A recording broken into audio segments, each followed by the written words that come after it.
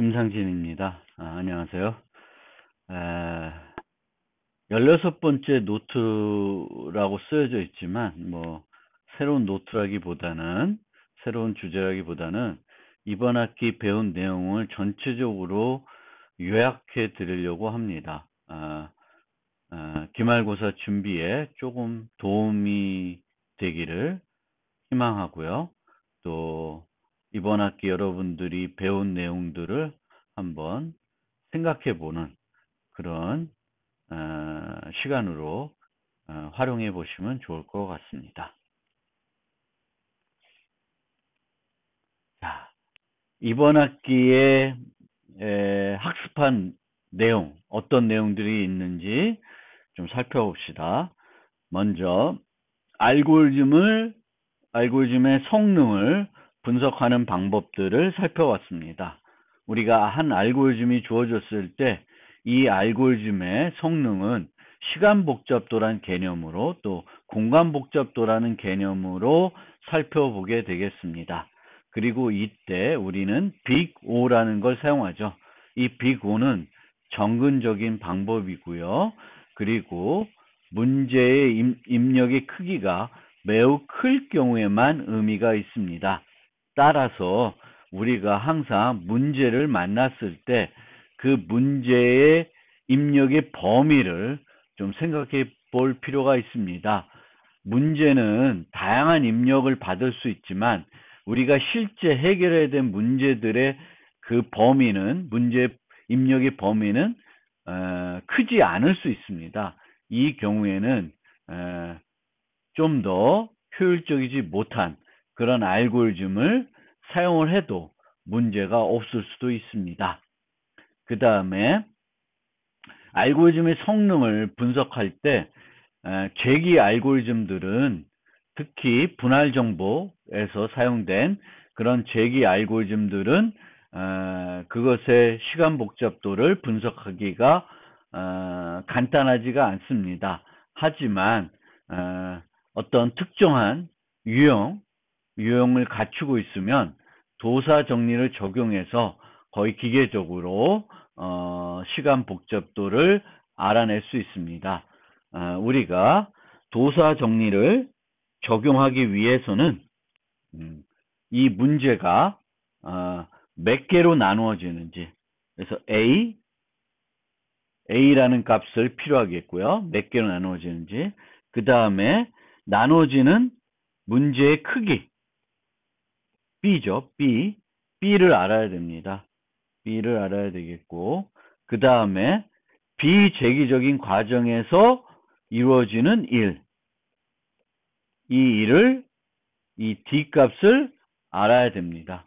그래서 이렇게 요 A, B, D를 파악하게 되면 이걸 이용해서 도사 정리를 적용해 가지고 기계적으로 재기 알고리즘의 시간 복잡도를 계산할 수 있습니다.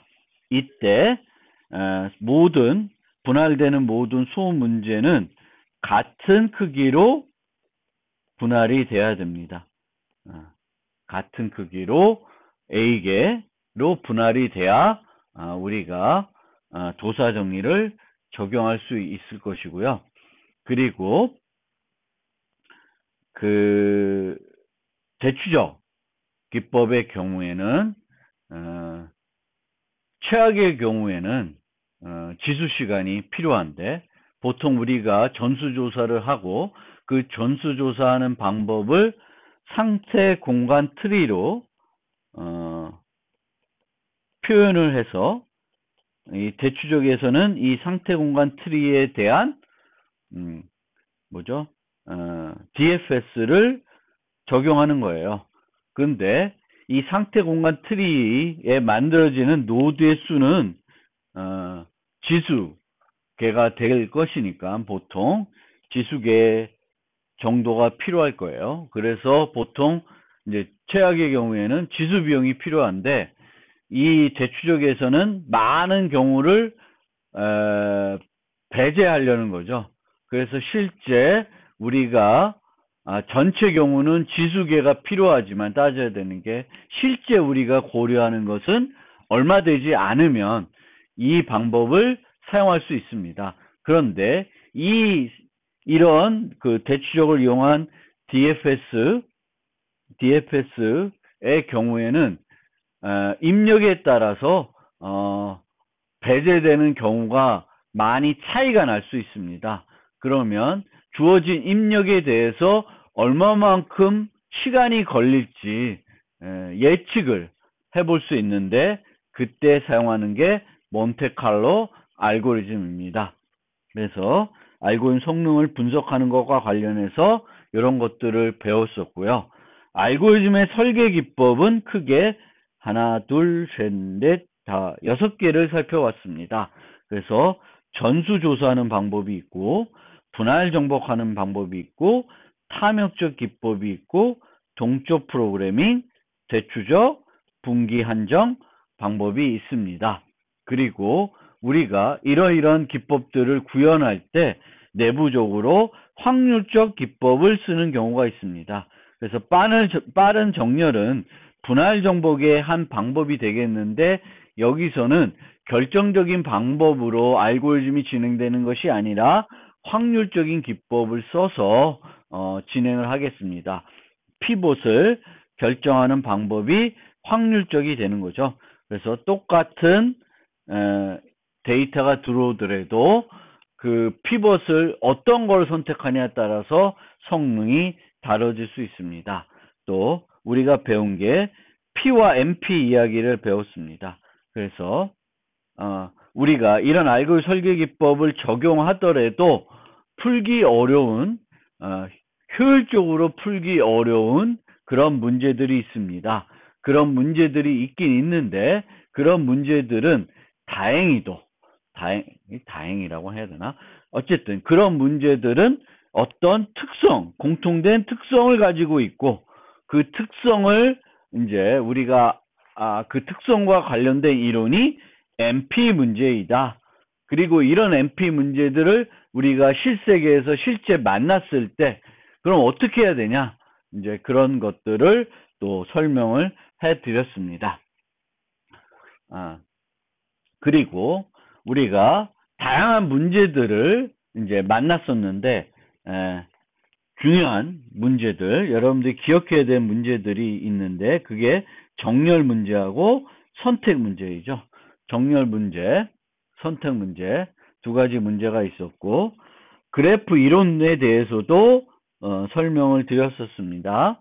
그리고 우리가 그래프를 구현할 때 인접 행렬로 표현하는 방법이 있고 인접 리스트로 표현하는 방법이 있었다.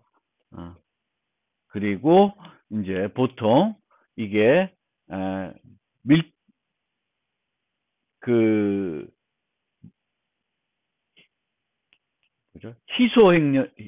희소 그래프냐 아니면은 되게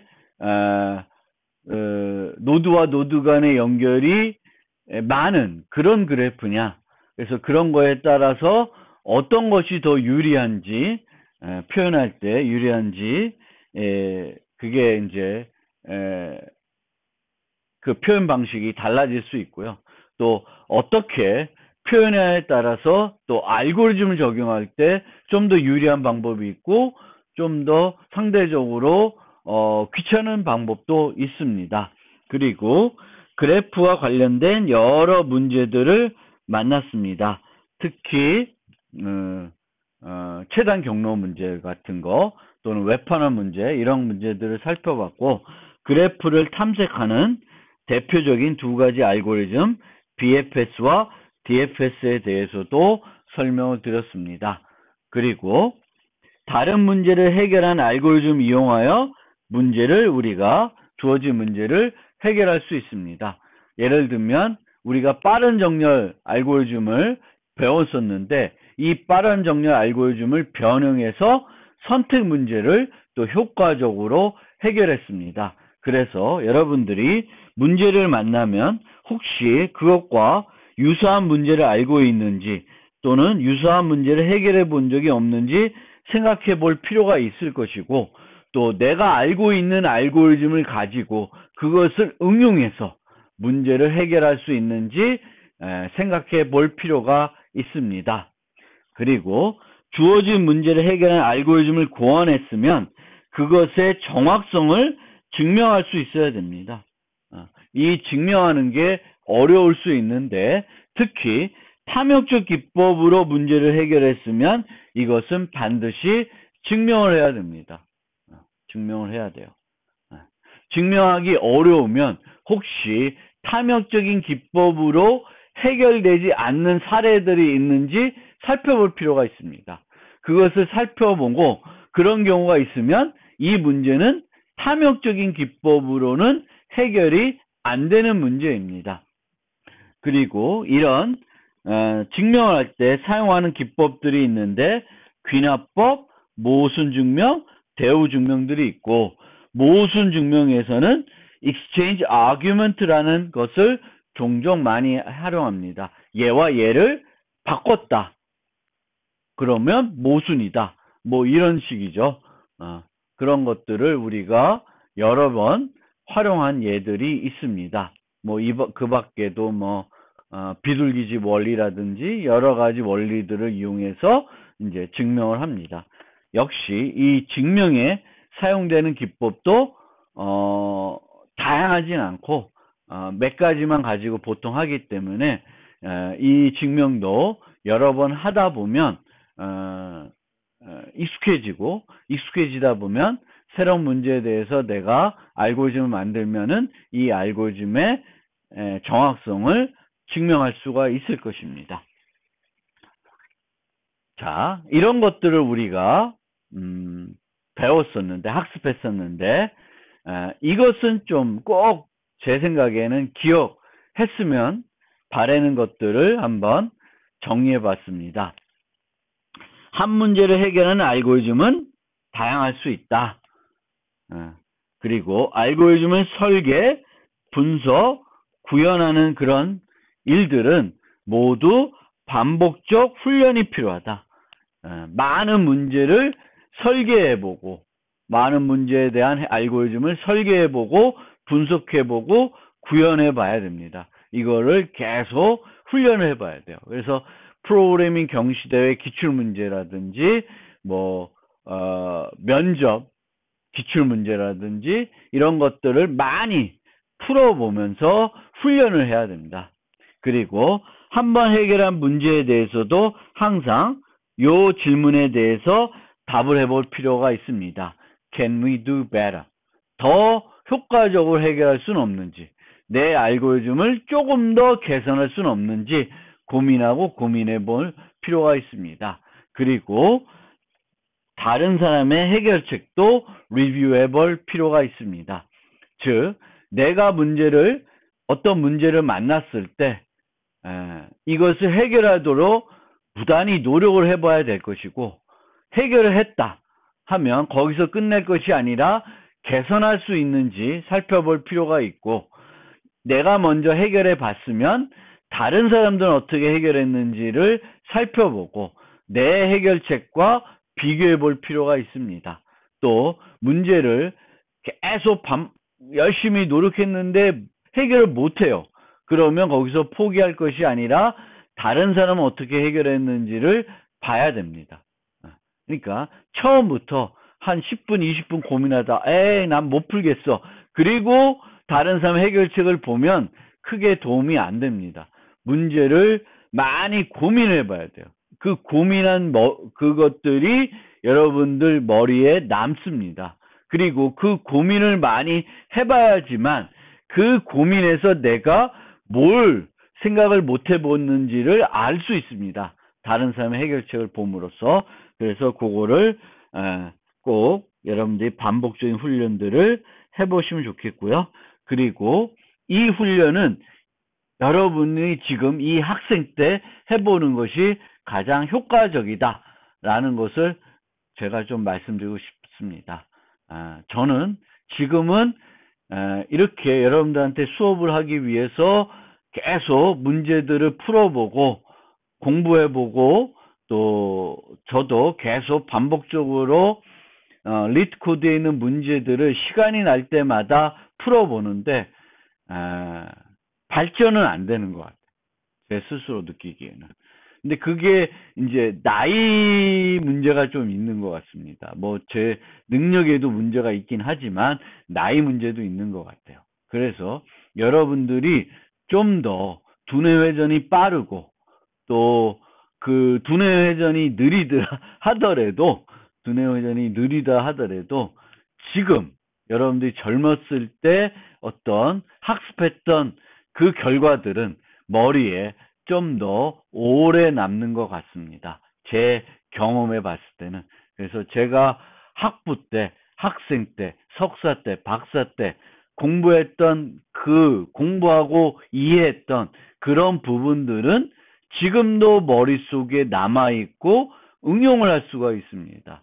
그런데 그 당시에 해결해 보지 못했고 그 당시에 고민해 보지 못했던 그런 것들을 새롭게 익혔을 때는 그것이 오랫동안 머리에 남아있지 않고 조금 지나면 또 까먹고 다시 보면 그렇지 이렇게 이런 것이 반복되는 것 같습니다. 너무 또 딴 데로 샌 것 같고요. 자, 그 다음에 여러분 꼭 기억해야 될 게 빅5는 입력 크기가 매우 클 때만 유용하다. 입력 크기가 작으면 오히려 빅5 측면에 봤을 때 시간 복잡도가 더 느린 것이 더 효과적일 수 있습니다. 왜냐하면은 정근적 최악의 경우에 대한 분석입니다. 정근적. 그래서 우리가 빅5로 N3다. 그러면 여기에 이제 많은 것들을 또 생략을 했죠. N3 곱하기 N제곱 뭐 이렇게 하면 이 부분을 다 생략했고 이 앞에 있는 것들도 생략을 하고 있습니다. 따라서 입력 크기가 매우 클 때만 N3가 N제곱보다 효과적인 거예요. 오히려 작을 경우에는 여기에 생략된 것이 매우 큰 의미를 가질 수 있습니다. 그래서 해결해야 될 문제에서 입력 크기의 범위를 주의 깊게 살펴봐야 됩니다. 소수 판별처럼 입력 크기를 고려할 때 주의해야 되는 문제들도 있습니다. 그러니까 여러분들이 보통은 이 n이 뭐냐에 대해서 그냥 직관적으로 받아들이시면 돼요. 배열을 정렬해야 된다. n의 크기. 배열의 크기면 크기예요. 배열의 크기. 그걸 가지고 우리가 이제 생각해 보면 되는데 소수 판별. 그러면 정수 하나. 그럼 입력 크기가 1이다. 아니면은 그것을 이제 뭐 그 안에 있는 뭐 반에 대해서 나눠 본다. 그래서 2분의 n이다. 뭐 이렇게 하는 건 다 틀리죠. 그래서 좀 이렇게 뭐 특별한 경우는 아니고요. 보통은 정수 하나에 대해서 뭔가 판단하는 문제 이런 것들은 우리가 정렬하는 문제하고는 입력 크기를 고려할 때 달라져야 된다. 이 부분 여러분들이 꼭 좀 기억을 하고 이제 사용하면 되겠고, 전수조사는 이제 보통 재기적으로 구현합니다. 그런데 이 구현하는 방법이 보통 뭐하면 포함하고 호출한 다음에 포함했던 거를 빼는 형태로 구현을 하게 되겠죠. 우리가 뭐 NK 뭐 이런 걸 구현한다. 그럼 첫 번째 요소가 포함된 경우에 모든 해. 그리고 첫 번째 요소를 빼고 나머지 경우를 또 따지고 이런 거를 이제 재기적으로 구현하겠죠. 그렇게 이제 구현이 되고요. 전수조사의 중요한 사항은 중복된 답 제거입니다. 그러니까 우리가 어떻게 알고리즘을 구성하냐에 따라서 결과적으로 동일한 사항인데 중복적으로 우리가 찾는 경우도 있고, 동일한 사항은 아니지만 결과적으로 봤을 때는 해는 같은 해일 수 있습니다. 그러면 우리가 찾는 해에서 그것들을 또 제거해야 되는 경우가 있죠. 그래서 다 구하고 중복을 제거할 수도 있지만 보통은 그렇게 되면 효율성이 떨어지니까 특정 형태를 갖는 답만 고려해서 중복을 제거합니다. 여러분들이 했던 게임 커버, 덮기 문제, 덮는 문제 있었죠. 그래서 이렇게 덮는 문제. 그러면 얘를 고려하고 얘를 고려하는 경우하고 얘를 고려하고 얘를 고려하는 경우가 있는데 그럼 둘 다 같은 애죠. 근데 그렇게 되면 이제 답이 1이 아니라 2가 되는 그런 문제가 생기는 겁니다. 그러면 우리가 순서적으로 따져도 되죠. 순서적으로 따지면 하나의 답만 고려하게 될 것입니다. 자, 그 다음에 분할 정보. 원 문제를 같은 유형의 규모가 작은 문제로 분할할 수 있어야 됩니다. 같은 유형으로 분할할 수 있어야 되는데요. 이때 우리가 분석해야 되는 게 몇 개로 분할되냐, 그리고 규모가 어떤 수준으로 작아지나. 모든 소문제가 같은 크기이면 도사 정리를 이용해서 쉽게 성능을 분석할 수 있습니다. 그리고 소문제를 해결하고 이들을 결합해서 큰 문제의 답을 구해야 되는데 비재기 부분에서 하는 일의 복잡도가 전체 시간 복잡도에서 매우 중요합니다. 합병 정렬은 그 비재기적인 부분에서 양쪽에 정렬된 거를 합쳐서 하나의 정렬된 걸로 만드는 그 머지 부분을 우리가 ON에 선형해 할 수가 있습니다. 확률적 알고리즘은 성능이 매번 달라질 수는 있지만 평균적으로 매우 우수한 경우가 많이 있습니다. 그래서 여러분들도 알고리즘을 구현할 때 확률적인 방법으로 이 문제를 좀 개선할 수는 없을까? 이 부분도 좀 생각해 볼 필요가 있습니다. 대표적인 게 빠른 정렬, R-select 이런 게 있고요. 너비 우선은 Q, 깊이 우선은 스택 자료 구조를 쓴다. 그리고 깊이 우선은 스택 자료 구조를 쓰는 것은 일반적으로 재기함수로 구현해도 똑같이 자료 구조를 사용하지 않고 구현을 할 수가 있습니다. 그래서 그런 방법도 있으니까 여러분들이 알고 계셔야 되겠습니다. 그 다음에 그래프에서의 최단 경로 문제. 비가중치 그래프는 그냥 BFS를 사용하시면 됩니다. 여기서는 비가중치 그래프에서는 최단 경로는 홉수가 기준입니다. 간선의 수, 요 간선의 수가 이제 기준이 되기 때문에 그때는 BFS면 되겠고, 가중치 그래프에서는 그리고 그 가중치가 0보다 클 때, 음의 가중치가 없을 때는 다익스트라 알고리즘 쓰면 되겠고, 이 다익스트라 알고리즘은 대표적인 탐욕적인 알고리즘이 되겠고요. 다익스트라 알고리즘은 힙을 사용해서 좀 더 효과적으로 사용할 수 있습니다. 즉 BFS를 좀 더 개선해서 힙, priority queue를 쓰는 걸로 개선해서 만들 수가 있고요. 음의 주기가 없는 가중치 그래프, 즉 음의 가중치는 있지만 음의 주기가 없는 가중치 그래프는 플로이드 워셔 알고리즘이라는 걸 써서 빠르게 찾을 수 있습니다. 얘는 동적 프로그래밍을 활용하는 거고 ON 3승이 되겠습니다. 그리고 플로이드 워셔는 모든 노드에서 다른 모든 노드까지의 경로를 다 찾아줍니다. 다 찾아주고 우리가 특정하게 다 찾을 필요는 없고 하나에서 어떤 다른 데까지 찾으면 플로이드 워설이 아니라 벨만과 포드 알고리즘을 이용하시면 됩니다. 그 다음에 최단 경로와 웹퍼너 문제를 혼동하지 마세요. 최단 경로는 한 노드에서 다른 노드까지가 되겠고요. 웹퍼너 문제는 다시 되돌아와야 됩니다. 차이가 큽니다. 그리고 이런 한 노드에서 다른 모든 노드를 거쳐서 다시 되돌아오는 그거를 투어, 간단하게 투어라 그러고 좀 더 복잡한 용어로는 해밀토니언 서킷, 회로라고 합니다. 해밀토니언 서킷이라고 합니다.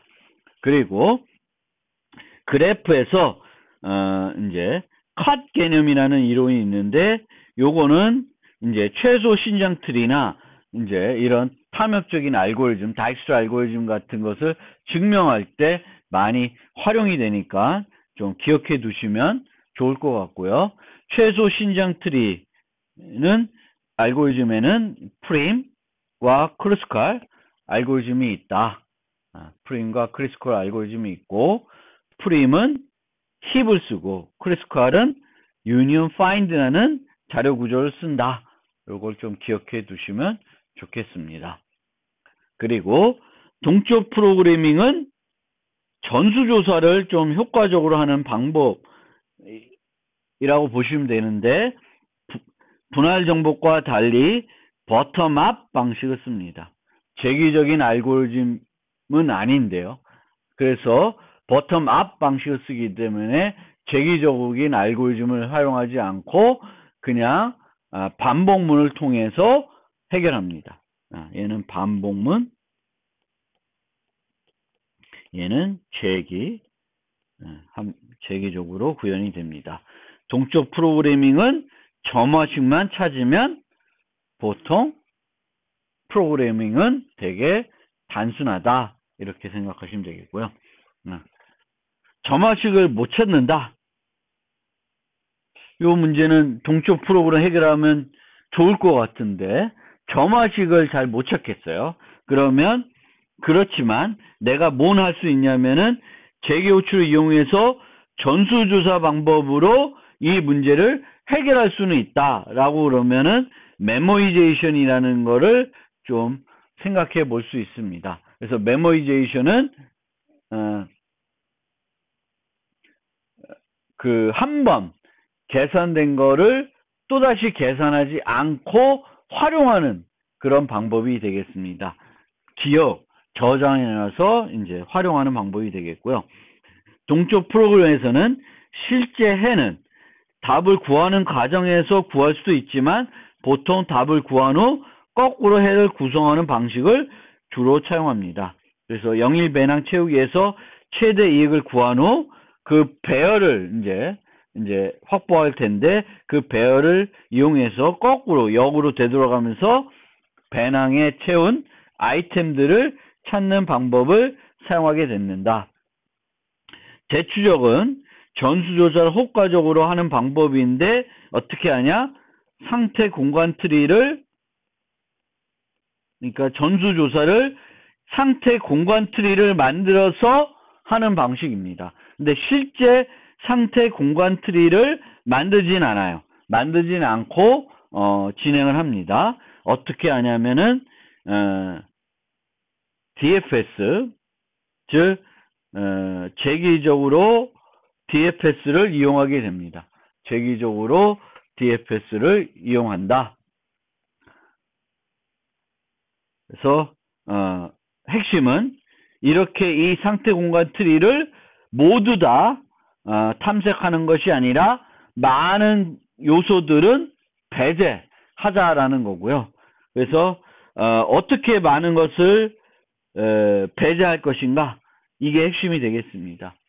보통 최적화 문제이기 때문에 어떤 해를 찾았으면 이 해보다는 기존에 찾은 해가 있어요. 이 해보다는 더 좋은 해를 찾을 수 없다라는 것이 판단되면은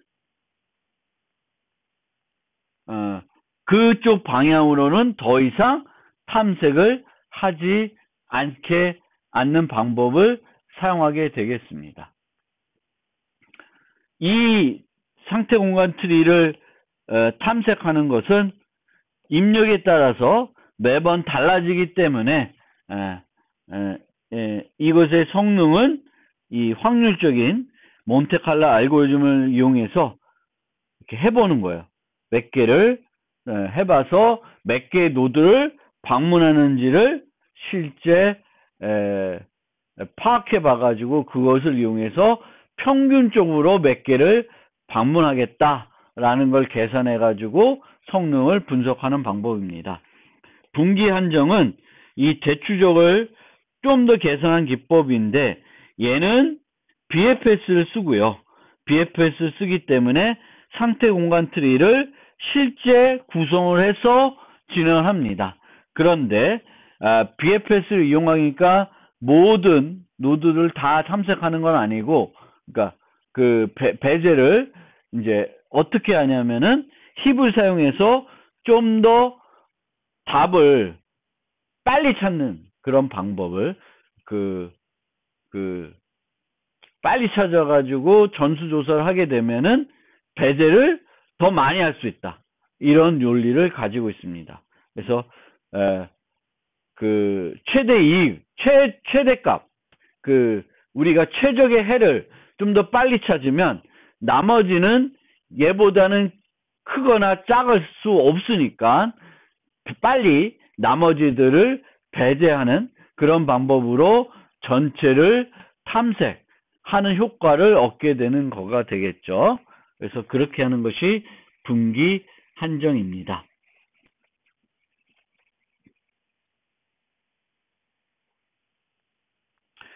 대추적이나 분기 한정을 적용하더라도 문제 특성 때문에 여전히 최악의 경우에는 지수 시간이 요구될 수 있습니다. 하지만 입력 크기가 매우 크더라도 효과적으로 답을 찾을 수도 있습니다. P와 NP 문제는 아직도 답을 모릅니다. 그렇죠? 이 NP 문제들은 뭐냐면은 다루기 힘들어요. 지금으로서는. 다루기 힘들다는 건 아직은 다차 시간 알고리즘이 발견이 안 돼 있어요. 뿐만 아니라 다차 시간 알고리즘이 없다는 것이 증명되어 있지도 않습니다. 그래서 P와 NP 문제는 아직 답을 모른다. 그리고 NP는 non-폴리노미얼이 아니라 non-deterministic 폴리노미얼입니다. 즉 비결정적 알고리즘으로 해결할 수 있는 문제. 다차 시간 비결정적 알고리즘으로 해결할 수 있는 문제들을 우리가 NP 문제들이다. 즉 검증은 쉽게 할 수 있는 문제들이 되겠습니다. 그러니까 이런 우리가 봤던 다루기 힘든 문제들이 컴퓨터 공학에 갔더니 다루기 힘든 문제들이 상당히 많은데 봤더니 이 문제들은 대단히 특성들이 유사하다. 심지어 NP 완전하더라. 즉 이런 문제들은 중에 NP 완전한 애들이 있는데 이런 문제들을 하나하나 또 우리가 다차 시간에 해결할 수 있으면 모든 NP 문제들을 다차 시간에 해결할 수 있다라는 것이 증명이 되어 있다. 누가 증명했냐? 쿡이 증명을 해놓고 있어요.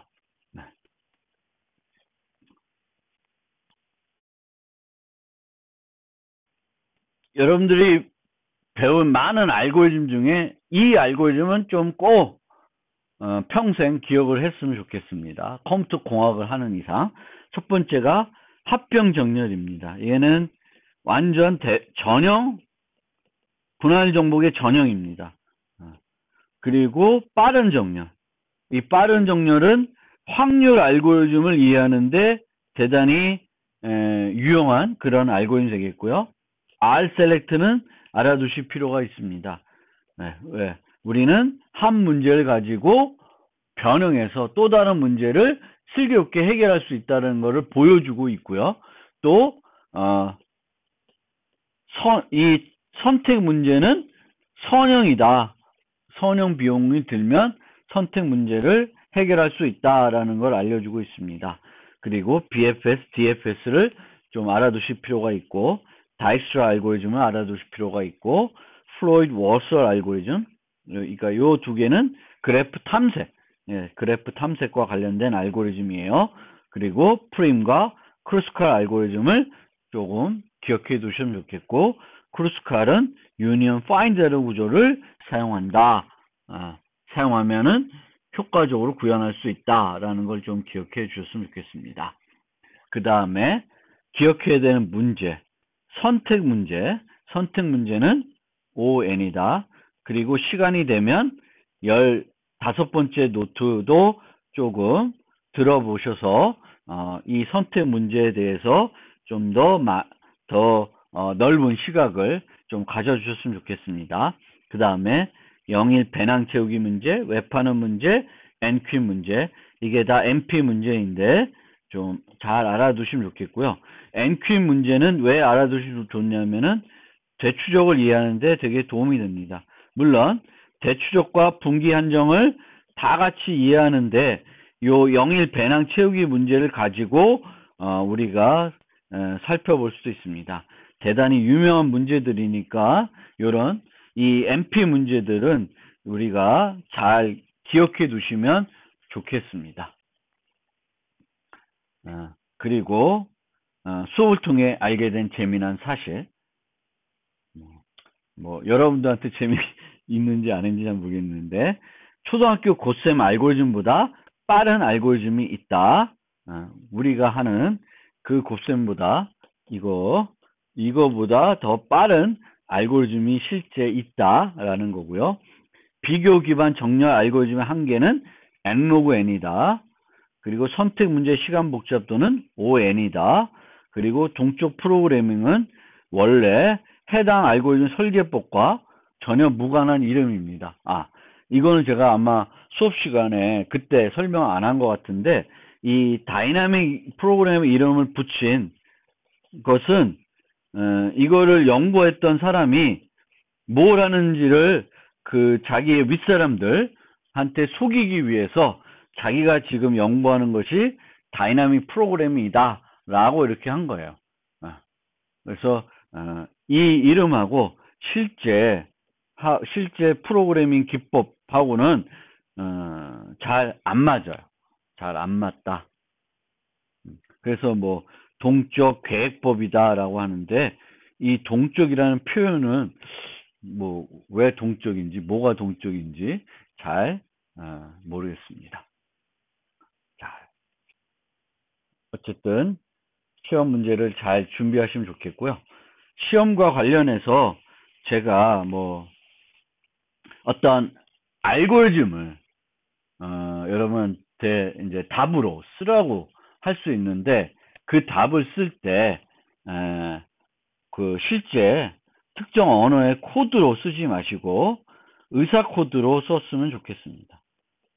그래서 여러분들이 의사 코드로 알고리즘을 좀 서술하는 방법을 조금 훈련을 해봤으면 좋겠습니다. 이론 시험을 보기 전에 이걸 꼭 해봤으면 좋겠습니다.